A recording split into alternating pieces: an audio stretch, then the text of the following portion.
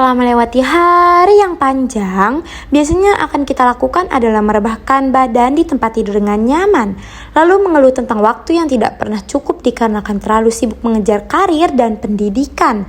Dan biasanya kita akan membuka handphone lalu mulai scrolling nih sosial media, tapi justru kita malah stres melihat berbagai informasi dan kegiatan menyenangkan yang dilakukan oleh orang lain. And yup, FOMO, fear of missing out.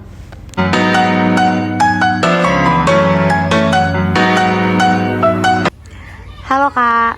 Iya, halo. Sebelumnya perkenalkan, aku Syifa. Di sini aku izin tanya-tanya ya.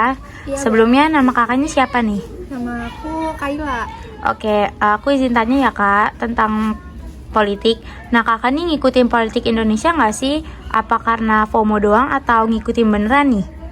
Awalnya sih aku FOMO ya, karena banyak seliweran di TikTok gitu, FYP di TikTok. Video-video yang lagi Iya. rame ya?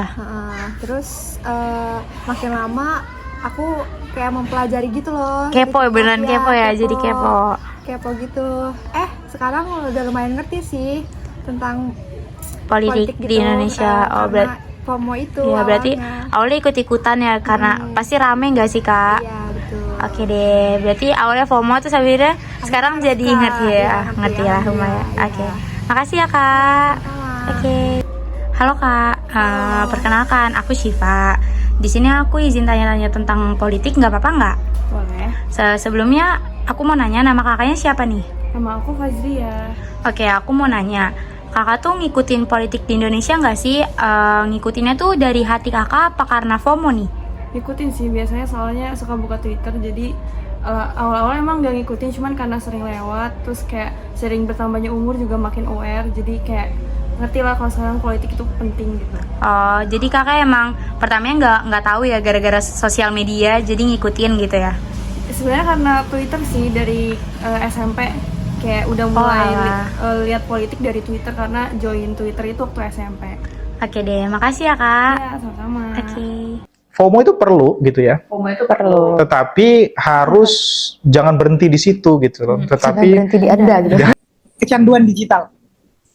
Ini parah banget, semua orang di sini udah menggunakan internet. Tapi bagaimana akhirnya kalau anak muda di sini tenggelam tapi tidak tahu jati dirinya siapa?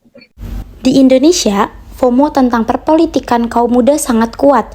Banyak remaja yang mudah terhasut atau tertipu oleh orang-orang yang memanfaatkan FOMO mereka. Ada banyak media sosial yang mempengaruhi FOMO remaja saat ini. Salah satu sumber FOMO para remaja adalah idolisasi, yaitu idolisasi figur politik yang terus-menerus dipromosikan oleh para selebritis dan influencer nasional hingga menganggap akademis sebagai buzzer dan menyerang kandidat-kandidat tertentu.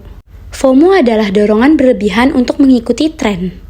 Ada beberapa alasan lain mengapa remaja memiliki sikap FOMO. Yang pertama disetir oleh algoritma TikTok. TikTok ini sangat didominasi oleh remaja. Remaja menggunakan TikTok sebagai sumber informasi mereka. TikTok menunjukkan bahwa dia adalah salah satu media sosial yang memiliki kemampuan untuk mempengaruhi masyarakat yang tidak sadar politik dan labil. Seiring berjalannya waktu, TikTok akan mengontrol pikiran seseorang sehingga mereka tidak dapat membuat penilaian yang objektif.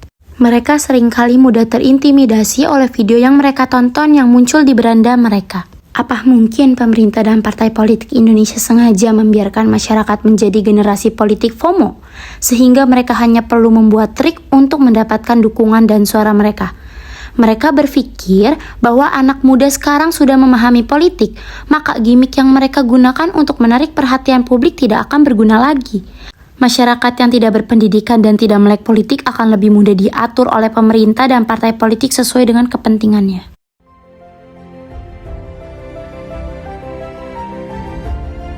Yang selanjutnya itu ada minimnya wawasan politik. Alasan mengapa para remaja sangat mudah dipengaruhi dan diarahkan karena sebagian besar para remaja tidak memiliki wawasan politik yang memadai. Wawasan politik yang didapatkan dari membaca dan melakukan penelusuran masih belum tumbuh nih dari dalam diri mereka, sehingga mengakibatkan mereka tidak berpikir kritis untuk menentukan kapasitas dan kapabilitas seseorang calon pemimpin.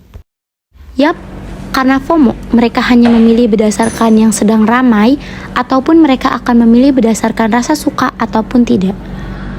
Mari kita tonton bersama-sama, ini dia contohnya.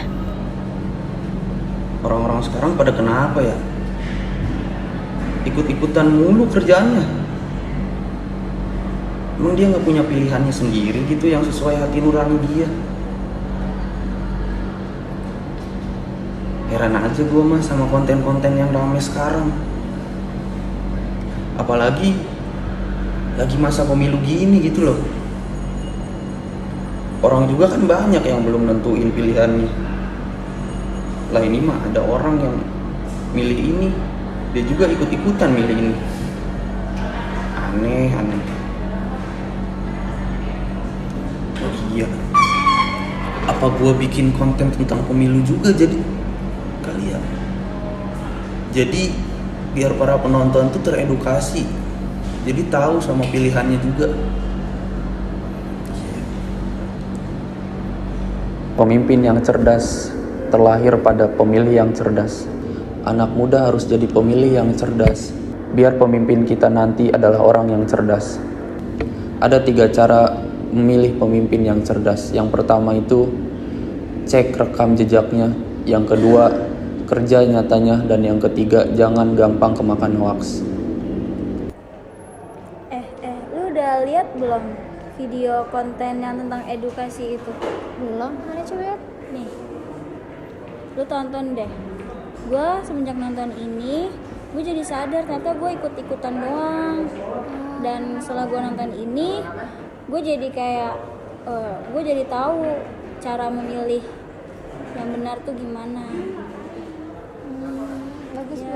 Nih lu tonton deh, gue kirim ya lewat WA ya. Iya, boleh.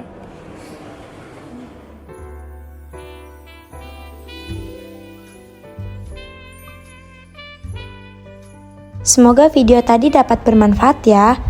Oke, next kita cari tahu apakah FOMO dalam politik berbahaya atau tidak. Apakah ini berbahaya? Berbahayanya itu adalah kepada dirinya sebetulnya. Artinya dirinya itu sebetulnya palsu gitu ya. Nah, semua yang palsu itu sesuatu yang tidak baik dan akan menambah hati itu menjadi kelam gitu ya. Jadi subconscious mind-nya itu menjadi kelam ya. Jadi dalam konteks psikologis sih sebetulnya ada yang namanya konsep narsisisme, Mbak. Nah, inilah yang barangkali kalau kita bilang narsisistik itu sesuatu yang sebetulnya berkaitan dengan penyakit psikologis gitu. Jadi keinginan untuk mengontrol orang dan keinginan untuk merasa dirinya diakui dan merasa dirinya lebih daripada orang lain gitu. Akhir sudah video ini, aku Syifa, sampai jumpa lagi.